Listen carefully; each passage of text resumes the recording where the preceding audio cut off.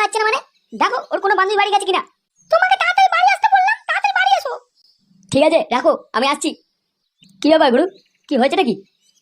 চিন্টু পিন্টু, তোরা আমার সাথে চ, আমার মেয়েকে খুঁজে পাওয়া যাচ্ছে না বলছে। কি বলছো গুরু? বেশি না বকে তাড়াতাড়ি চ।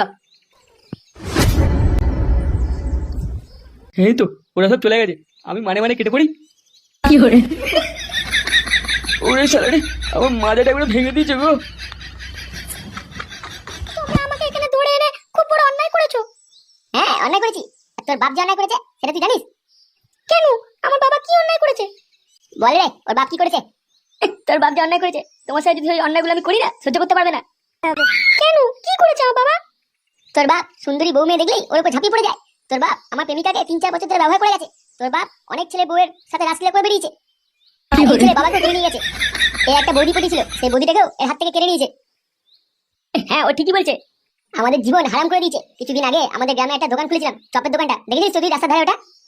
হ্যাঁ আমি চপ খেয়েছিলাম ওই দোকান থেকে। তোর বাপ ওই দোকানটা ভেঙে দিয়েছে। হতে পারে না, তোমরা মিথ্যা কথা বলছো। তোমাদের কাছে কি প্রমাণ আছে? প্রমাণ নেই বলেই তো কালি এত বার বেড়েছে তোর বাপ। আমি তোমাদের কথা বিশ্বাস করি না। বিশ্বাস করিস না? আজকে তোকে মেরে ফেলবো, তারপর বিশ্বাস হবে তোর। না না না, আমাকে ছেড়ে দাও প্লিজ, আমাকে ছেড়ে দাও। তোকে ছেড়ে দেবো? তোর বাপ আমার বাপকে তুলে নিয়ে গেছে, আর তোকে ছেড়ে দেবো আমি?